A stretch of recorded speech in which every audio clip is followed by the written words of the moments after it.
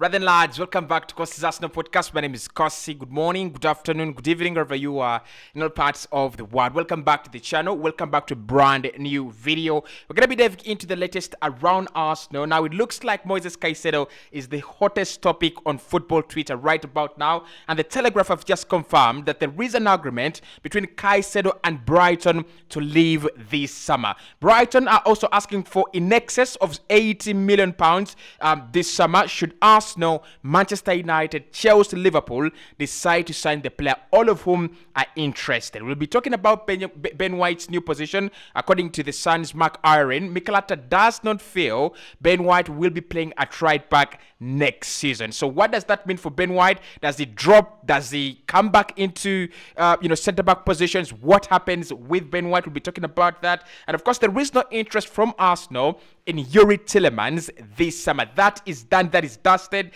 Arsenal will not be signing Yuri Tielemans this summer. It's a little bit awkward. It's a little bit absurd. But we'll be talking about the future of Yuri Tielemans and why I think Liverpool, Arsenal, Chelsea, Man United are all not interested in signing the Belgian central midfielder. And of course, all the three clubs, that is Arsenal, Chelsea and Manchester United, according to the Telegraph, will try to sign Romeo Lavia if they fail to sign Moises Caicedo. So hit the like button, subscribe to the podcast as well. Let's get this video to 500 likes. And in the comment box below, let me know, Moises Caicedo is a top target for Chelsea, Arsenal, Liverpool, and Manchester United. So the big question I want to ask you right there in the comment box below is, if Arsenal don't sign Moises Caicedo, do you think we can go another season without a defensive midfielder? If we keep Thomas Partey, of course we have Albert Sambi-Lokonga, do you think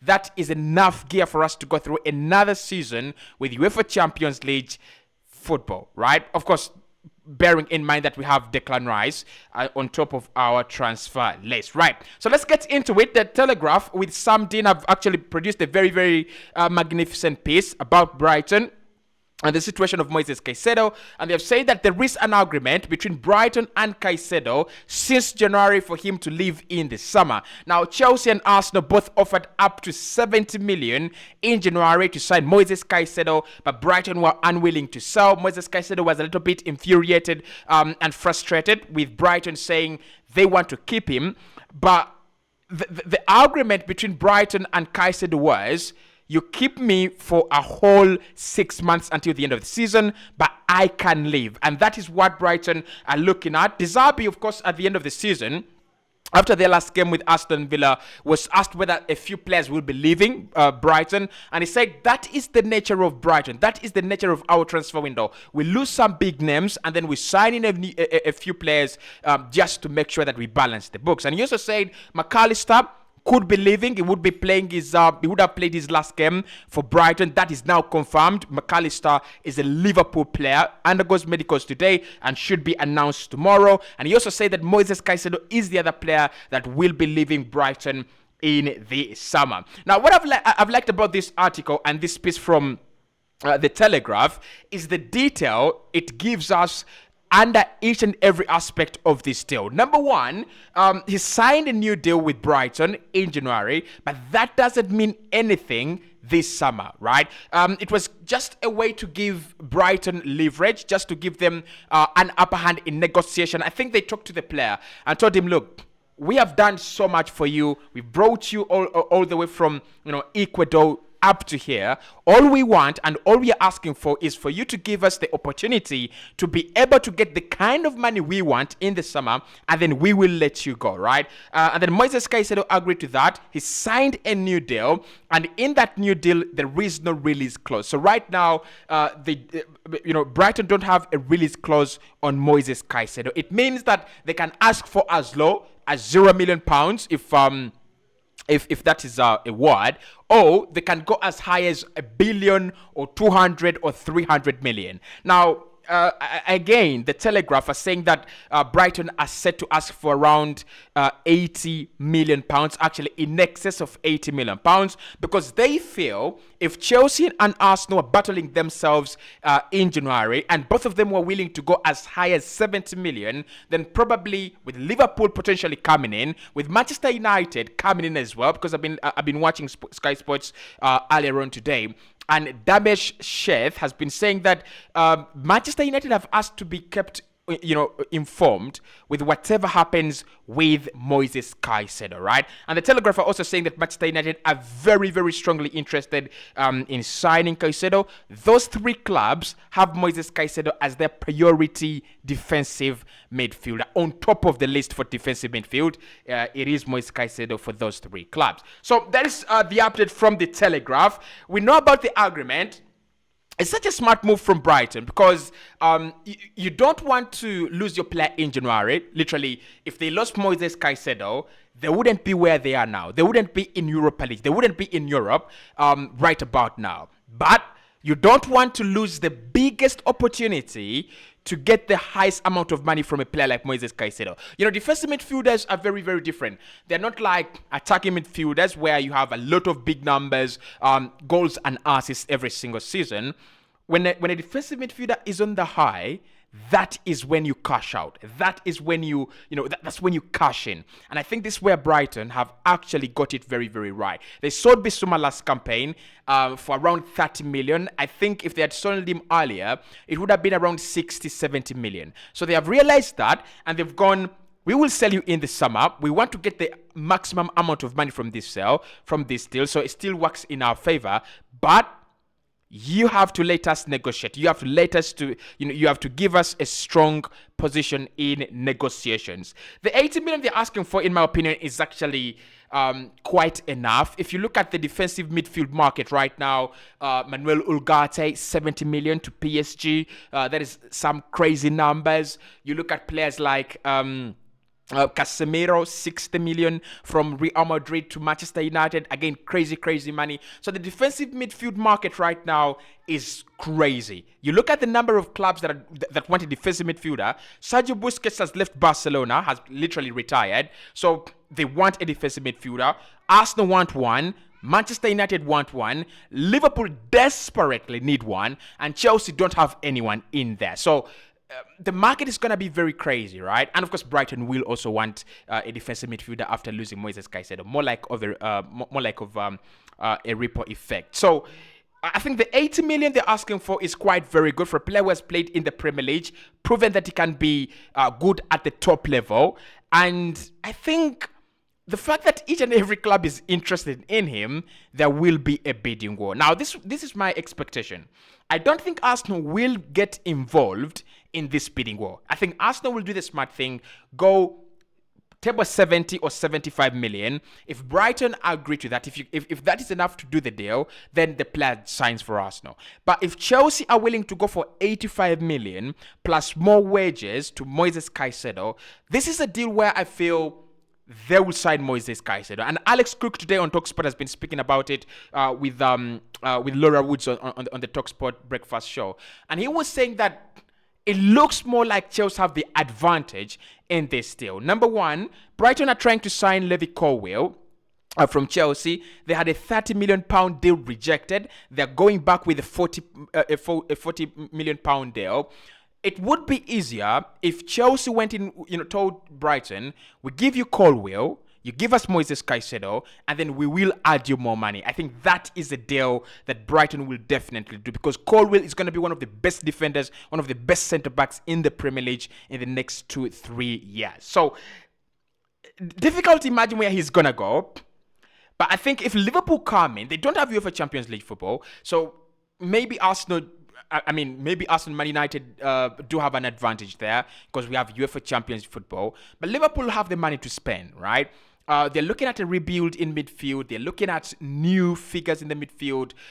They're looking at the likes of, Kone at Borussia Mönchengladbach. They're looking at the likes of, I think Kefren Thuram at Nice. So they will have the money to spend. Arsenal have the money to spend as well. Chelsea have the money to spend. And Man United have the money to spend. So it's going to be a bidding war, and whoever wins the bidding war will actually sign Moises Caicedo. But the agreement is there. He will be leaving. It's just about who is good at negotiation, who's good at convincing, and who is the high speeder. And that's where Moises Caicedo will be going. Now, according to the Sun, Mark Irene has actually said that Benjamin White has no future at right back at Arsenal. Mikel Arteta has been impressed with Benjamin White playing at right back this season, but he doesn't see his future as a right back. Of course, like I said in the earlier videos, Arsenal are already trying to sign a new right back, with reports in Turkey saying that Arsenal could agree a 20 million euro deal for such a boy with Galatasaray. But of course, there are also other reports that Arsenal could also be very, very close to agreeing a deal with Ivan Fresneda at Real Valladolid. Maybe all those reports are quite wide of the mark, but what they show is that Arsenal are seriously interested in signing a right back this summer. So, Ben White at right back. This season, we've had a few debates with a couple of my colleagues who are actually very strong Arsenal supporters. He's been good, he's been inadequate and all that, but my opinion stands. I think he's had an outstanding season, but he shouldn't be playing at right back. He should be playing at centre back. Play him in a back three, play him in a back four, I don't care. At right back, we need a proper right back. You need someone who's going to make those runs into midfield. You need someone who's going to make those overlapping runs with Saka. And you need someone who's going to create those very beautiful chances for players like, Martinelli, Odegaard's runs into the box, and all those beautiful stuff. So I think Ben White might not be a starter for Arsenal next season. And this is a very, very strong take. He might not be a starter for Arsenal next season. We might see Arsenal signing a new right back, Ben White dropping to the bench, Saliba and Gabriel keeping their spots, and of course Alexander Zinchenko is untouchable in that system. But what should happen with Ben White? I would love to get your thoughts and opinions. Is he good as an extra man? For example, look, we have so many games coming up next season. I don't want Arsenal to drop out of the FA Cup. It is now, 4 years without us winning and competing for the FA Cup. It is high time we came back at the big stage and, claimed another FA Cup final or maybe victory. So I want us to win the FA Cup next season. I want us to go as far as the quarterfinals in the UEFA Champions League, and of course, I want us to challenge for the UEFA for the Premier League.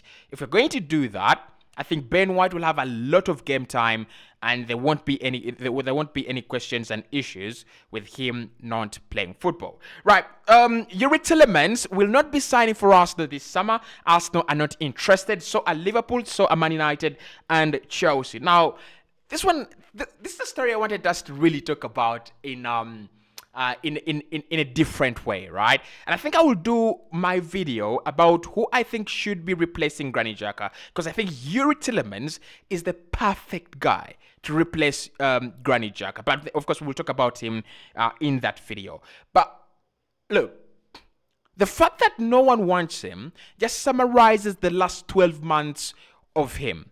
Last season, he's been an absolute shambles. And you know what? He has nothing to run away with, because in a season where Leicester have been very poor, in a season where Leicester have been relegated, James Maddison has accumulated 19 goals and assists, and Harvey Barnes has also accumulated about 15 goals and assists. So you have two shining stars in Harvey Barnes and James Maddison, and literally the rest of the team has been an absolute shambles. So I'm not surprised that Arsenal are not interested. I'm not surprised that Liverpool, Chelsea, Man United, despite the fact that all these clubs are actually looking at signing a new central midfielder, none of them is interested in Tielemans. But I tell you this, if he goes to a club like Aston Villa, he's going to be a big problem. I think it's better than Joe McGinn. If you paired him with maybe Kamara in midfield and Jacob Ramsey, that could be a super midfield. I still think he's a good player.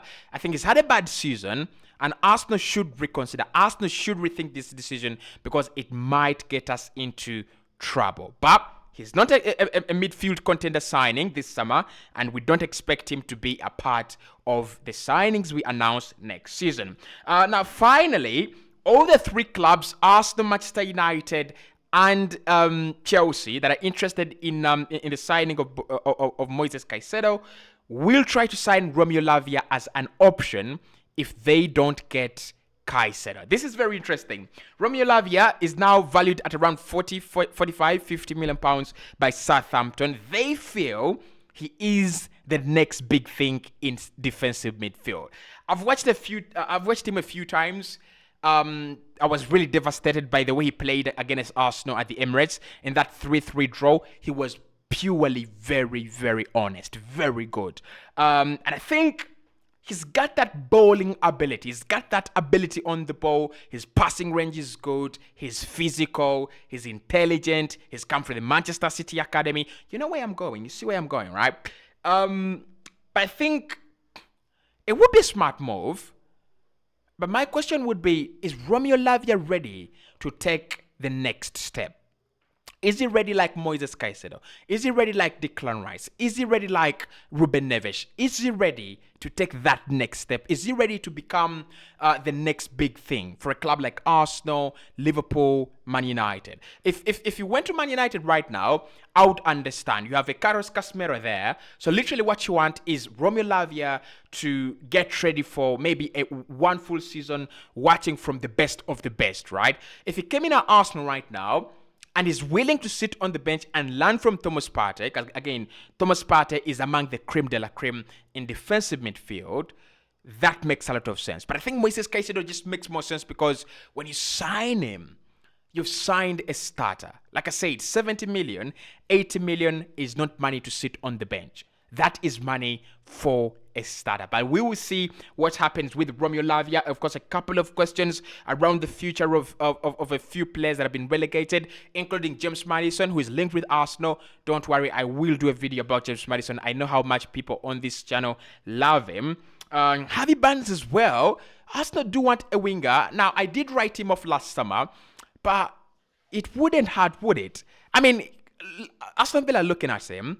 But I think if Arsenal got a player like Harvey Barnes, I don't know your thoughts there. I don't know your thoughts. If the deal is around 35 million, probably would be a nice signing. I'll see you right in the next one. Hit the like button. Subscribe to the channel as well. We're very close to 70,000. And that should be it for now.